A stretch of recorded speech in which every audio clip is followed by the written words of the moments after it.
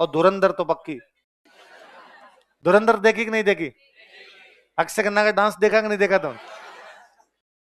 अक्षय खन्ना पूरी जिंदगी में यही डांस करता रहा था।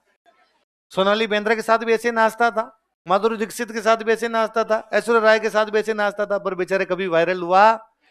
फिर उसने धुरंधर में ऐसे ही नाचा अकेले और पूरे भारत में वायरल हो गया। सब लोग उसी प्रकार रील बना रहे हैं। इसका मतलब कामयाब होने के लिए लंबा समय लगता है। एक एक प्रकार का डांस अक्षय खन्ना की तरह करना पड़ता है, तब जा कामयाब हो। तो एक एक चीज को बार बार पढ़ोगे तब कामयाबी मिलेगी। वैसा आप एक बार करने से कामयाबी मिलेगी? तो धुरंधर पक्की पक्की देखे होगे। रहमान डकैत, कितने लोगों ने देख ली धुरंधर? अरे क्या बात करते हो यार, कैसी लगी आपको? अच्छी थी? तो किसका कैरेक्टर अच्छा लगा आपको, रहमान डकैत का, असलम चौधरी का? असलम चौधरी वाला ज्यादा है, रहमान डकैत का इतना अच्छा नहीं है। चलो, तुम्हें जो अच्छा लगे वही ठीक। और आजकल वो ट्रेंड चल रहा है पाकिस्तान है, इंडियन स्पाई इन पाकिस्तान। अरे भाई साहब, भारतीय जनता क्या क्रिएटिव जनता है। कल तो मैंने एक रील देखी, एक छोटा सा बच्चा, एकदम छोटा सा बच्चा है, और वो Indian agent in Pakistan, first day Indian agent in Pakistan. और क्या नाम है तुम्हारा? हमजा। कहां से आए हो? कराची। क्यों आए हो? मकसद पूरा करना है भाईजान। इतने वो एक बैग देता है कि इस बैग को उठा के इधर से इधर रख दो। बच्चा बैग उठाता, बच्चे से बैग उठता नहीं, कहता है जय बजरंगबली।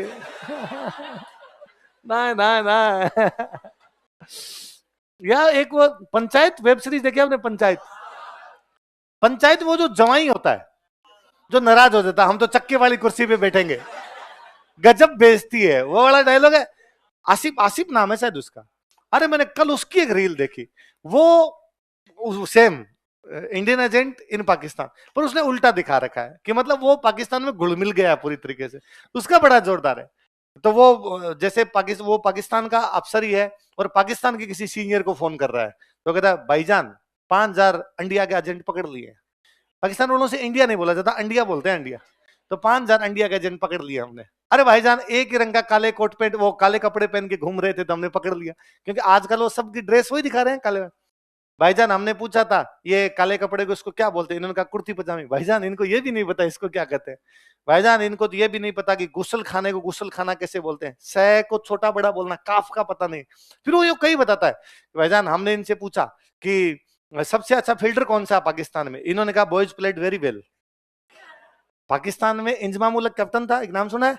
तो इंजमाम उल हक का फिक्स डायलॉग था, इंजमाम उल हक से कुछ भी पूछ लेते, क्रिकेट का कैप्टन था, अब उससे पूछ लेते कि आज पाकिस्तान हार गया, इस पर तुम्हारा क्या कहना है, आज पाकिस्तान जीत गया, इस पर तुम्हारा क्या? उसका फिक्स डायलॉग था, boys played very well, boys played very well, लड़के बहुत अच्छा खेले, इंशाल्लाह अगले मैच में हम पक्का जीतेंगे।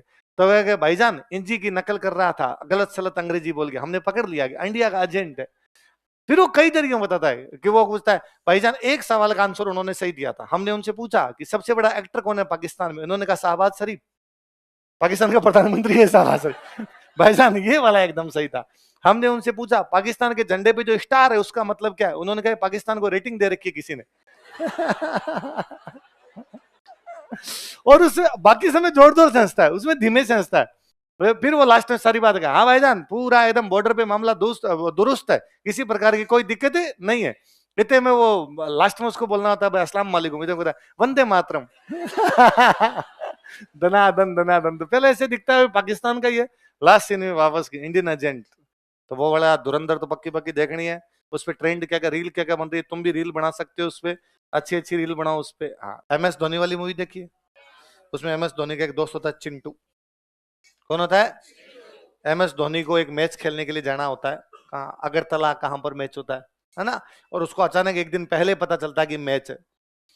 अब क्या करे, तो सब दोस्त दोस्त मिलकर एक जीप किराए पे करते हैं और कहते हैं यहाँ से दोस्त को छोड़ के आएंगे, है ना, एयरपोर्ट पे छोड़ के आएंगे, वहां से जाएगा, हालांकि वो भी उनके पकड़ में आती नहीं।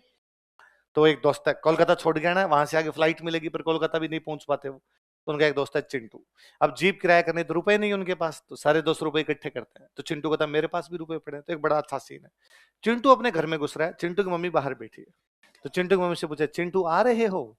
चिंटू कुछ नहीं बोलता, चुपचाप अंदर जाता है, रुपए लेता है, बाहर जाता है। उसकी मम्मी पूछते चिंटू जा रहे हो? चिंटू कुछ नहीं बोलता, चुपचाप चला जाता है। MS धोनी वाली मूवी कितने लोगों ने नहीं देखी?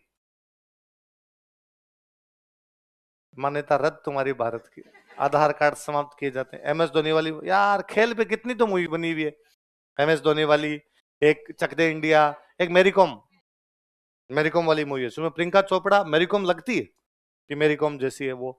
अभी एक मूवी बीच में अजय देवगन की आई थी, मैंने नहीं देखी पर उसकी खूब तारीफें सुनी है, मुझे भी देखनी है। मैदान, मैदान अजय देवगन की फुटबॉल पर, फुटबॉल भी है, फुटबॉल मैदान, मैदान देखना। मिल्खा सिंह, वो तो देखी होगी, फरहान अख्तर, मिल्खा सिंह और गोल्ड वर्ल्ड तो दंगल। हाँ दंगल, दंगल अच्छी, मैं सुल्तान, सुल्तान नहीं दंगल, दंगल अच्छी है, दंगल देखी जा सकती है। हाँ, मुझे सुल्तान लगा, सुल्तान तो काल्पनिक घटनाओं पर है। और तो कौन सी, और मेरी याद नहीं आ रही है।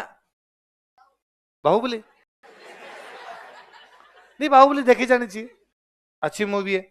आप बाहुबली देखोगे तो उसको यदि हिस्टोरिकल पॉइंट ऑफ व्यू से मैं जब देखता हूं तो उसमें दो हथियार दिखते हैं मुझे। एक उसमें हथियार है जिसमें वो पत्थर फेंकते हैं, है ना, और एक उसमें हथियार इसमें लाल देव जो है उसके रथ के आगे एक वो लगा हुआ है जो उससे काटता है। तो आप आगे पढ़ोगे कि अपने बिहार में एक राजा हुआ था अजात शत्रु। कौन राजा हुआ था? मगध का राजा अजात शत्रु, जो वज्जी पर आक्रमण करता है। कहां आक्रमण करता है? बिहार में एक जगह पड़ती है वज्जी, वहां पर आक्रमण करता। तब उसने दो हथियारों का प्रयोग किया था, रथ मुसल और महाशिला कंटक। कौन कौन से? रथ मुसल और महाशिला। महा मतलब बड़ी, शिला मतलब पत्थर, बड़े पत्थरों को फेंकने वाला हथियार है उसमें। रथ मुसल, रथ के आगे मुसल लगा रखा है, तो उसमें अजात शत्रु वाले हथियार यूज में लिए। हमने तो देखते आ रहे हैं मगर अजात शत्रु के हथियार है। बाहुबली वाला डायरेक्टर है, इसका मतलब हिस्ट्री थोड़ी बहुत तो पड़ी है। बाकी तो जो हिस्ट्री के जी, अब तो ठीक। कांतारा अच्छी, कांतारा देखी जानी चाहिए, कांतारा अच्छी मूवी है, लोकल भौमियोसा महाराज के बारे में, है ना। अक्सर बॉलीवुड की भारतीय फिल्मों में भारतीय संस्कृति का अपमान ही किया जाता है, देवी देवताओं को नीचा दिखाना, उनका अपमान करना, ये सब चीजें दिखाई जाती है। ये बड़ा कूल माना जाता है कि देवताओं के खिलाफ कैसे बोल गए। कांतारा दिखाती है साहब भौमियोसा महाराज क्या चीज होते हैं, है ना, उन लोगों का भी सम्मान किया जाना चाहिए। कौन थे वो, क्या थे लोग, कांतारा अच्छी में। केजीएफ तो यूं थोड़ी सी नहीं, इतनी ढंग की नहीं है, ये इतनी तो देखनी है कम से कम। सर आप कल स्टूडेंट्स को ट्रिप पर लेकर गए थे, क्या हमारे बच्चे को, हमारे बेच को भी ले जाया जाए? हमारे बच्चे को, मैं किसके बच्चे को लेके जाना है? वो बेच इंटीग्रेटेड बेच है। कैसा बेच है? मतलब वे बच्चे जो 3 साल के लिए हमारे पास रहते हैं, फर्स्ट ईयर के अंदर ही आ जाते हैं, 3 साल रहते हैं। उसमें भी मैं ट्रिप पर उन बच्चों को लेके गया जो लगातार 3 साल तक आए थे, एक भी दिन बिना छुट्टी के। उन बच्चों का बनता है वो बाकायदा। मैंने उनका जब बैच बनाया था, मैंने उसी दिन कहा था कि आप वे बच्चे हो जो 3 साल तक हमारे पास रहोगे, आपके हम ही गार्जियन है, सब कुछ हम ही है आपके लिए, और ढंग से पढ़ाई करनी है। मैं एक दिन आपको एजुकेशनल टूर करवाऊंगा। तो ये मेरी ड्यूटी बनती थी कि जब उनका बैच, आज भी उनका बैच समाप्त हो रहा है, आज या कल में समाप्त हो जाएगा, तो उनको कम से कम टूर पे तो लेके जाऊं। तो वे बच्चे जो इंटीग्रेटेड में आते हैं, जो 3 साढ़े 3 साल के लिए हमारे पास रहते हैं, 3.5 साल लगातार आते हैं बिना कोई छुट्टी के, उनके हर बैच को मैं लेके जाऊंगा। तुम आते 18 महीने के लिए हो, फटाफट चले जाते हो, फीस देते हो कम, तो तुमको लेके, अच्छा ऐसे नहीं चलेगा, ऐसा फीस ज्यादा लगती है उसके लिए। चलो क्या करोगे तुम टूर पे जाके? मैं तुम्हें यूं कर दूं ना कि जयपुर में जंतर मंतर देख के आना, जयपुर में हवा महल देख के आना, जयपुर में आमेर देख के आना, तो भी पढ़ाई करने के लिए आए, घूमने के लिए थोड़ी आए। मास्टर का दिमाग खराब है, फिल्मों के बारे में करता रहता है। धुरंधर देखने से सिलेक्शन थोड़ी हो जाएगा। और हम तो इंस्टा चलाते भी नहीं है, फोन भी चेंज कर लिया। फोन भी कीपैड वाला रखते हैं हम तो। बातें तो आती तुम्हें ये, उस बैच को मैंने जो जो कहा उसने सब किया है। कल एक बच्चे ने मुझे आगे बताया कि सर मैंने पिछले 3 साल के अंदर 24 नॉवेल पढ़े हैं। मैं पूरे 3 साल कोचिंग आई हूँ सर, ये मेरे रिजल्ट्स हैं, मैंने 24 नॉवल पढ़े हैं। उसके पहले मैं नॉवेल्स के बारे में नहीं जानती थी। कैसे जानोगे? तुम 12th करते हमारे पास आ गई थी, तुझे नॉवल वगैरह का पता ही नहीं था। तुम यहाँ उस बैच के कल बच्चे ने कहा सर मैं एक भी दिन अपसेंट नहीं हुई थी, एक भी दिन, सिंगल डे, बीमारी से हमारी कुछ भी नहीं, मैं पूरे आई थी।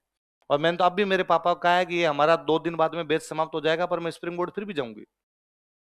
और अब तक तो मैं दोपहर में 3 बजे जाती थी, शाम को 7 बजे आ जाती थी। अब तो मैं सुबह 8 बजे जाऊंगी, शाम को 8 बजे आऊंगी, टिफिन तैयार कर देना। यहाँ अपने एक आधा को रूम खाली रहता है, उनमें बच्चे आके पढ़ते हैं। उन बच्चों में डेडिकेशन है भाई, इतने इतने साल तक। मैंने उनको जिस दिन उन्होंने मुझे कहा ट्रिप पे लेके चलो, मैंने कहा मैं जयपुर दिखा देता हूँ तुम्हें। उन्होंने सर पूरा देख लिया।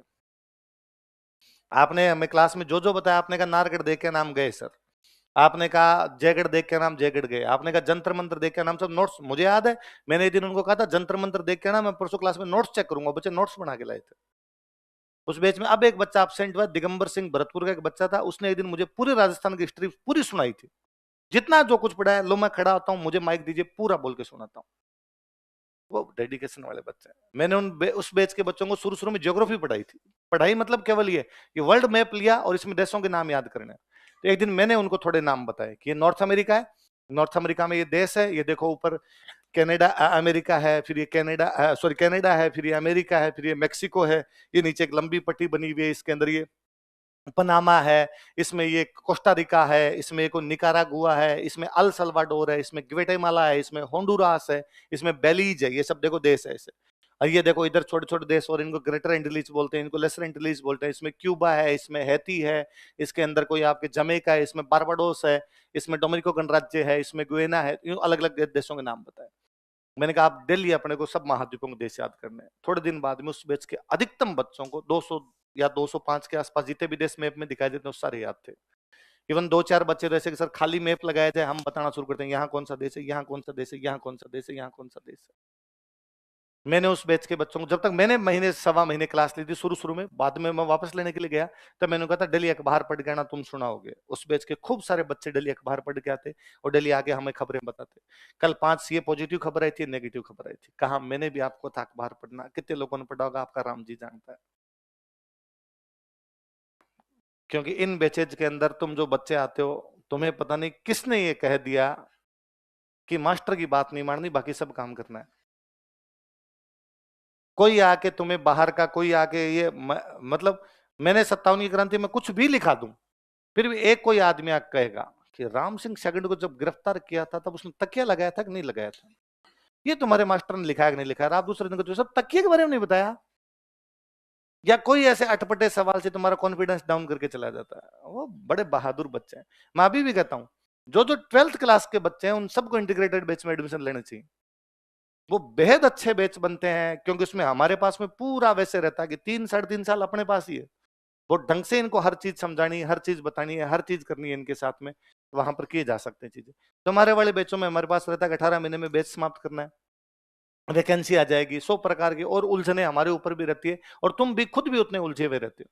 इसलिए फर्स्ट ईयर के बच्चे इधर भी एडमिशन लेते हो, मेरा हमेशा सुझाव होता है कि इंटीग्रेटेड में क्यों नहीं जाते, वो बेच ज्यादा अच्छे हैं। पर पता नहीं कौन समझाता आगे बच्चा कहता है मुझे केवल आरएससी देना, आईएएस देना ही नहीं। अरे क्यों नहीं देना, देना है हमें आईएएस का पेपर। किसने ये सिखाया कि आरएससी देना, आईएएस नहीं देना। यहाँ कोई आके कोई भाई साहब उसको समझाता, वो बाद में आके कहता है कि नहीं सर मैं तो इसी बैच में एडमिशन लूंगा, एक बार 18 महीने में कोचिंग कर लूंगा, फिर 18 महीने और आ जाऊंगा। मतलब मैं 2 बार कर लूंगा पर इंटीग्रेटेड में नहीं जाऊंगा, क्योंकि उसमें आप आईएएस की भी करवाते हो। मैं हमेशा कहता हूं 17 साल उम्र है, 1.5 साल में कोचिंग खत्म होगी, 18.5 फिर पेपर तो देना 21 में। घर पे पढ़ाई तो आज हो निकल हो। 17 साल की उम्र में 12th करके 3-3.5 साल हमारे पास रहे, 20.5-21 के आसपास एज होगी। अगला जो भी अटेम्प्ट आएगा कोचिंग से निकलते ही आएगा, सबसे अधिक कॉन्फिडेंस के अंदर होगे तुम उसमें। वरना आप 17 साल उम्र है, 1.5 साल कोचिंग है, 18.5 है, एग्जाम देना 21 में, 2.5 साल पढ़े हैं, फिर तू देगा पटवारी, तो बीच में वो आएगा ग्राम सेवक। बाकी सर कोई दिक्कत नहीं, वो एग्जाम भी दे ले तू, पर फिर भटकेगा, तुझे लगेगा ये वाला मैं कर लूं एक बार, ये वाला एग्जाम आ गया। तो वो बहादुर बच्चे हैं जी, 3-3.5 साल तपस्या करने वाले बच्चे, उनका तो बनता है ना, होना चाहिए ना उनका। तो बच्चों को अभनेरी है, तुम्हारा नहीं बनता, तुम बात नहीं मानती। अखबार पढ़ा कल तूने है क्या, अखबार की खबर थी बता, मैं एक दो इसको अखबार की खबर बताएगी, नहीं बताएगी, अगर ये सॉरी गलती हो गई, चलो रहने दो।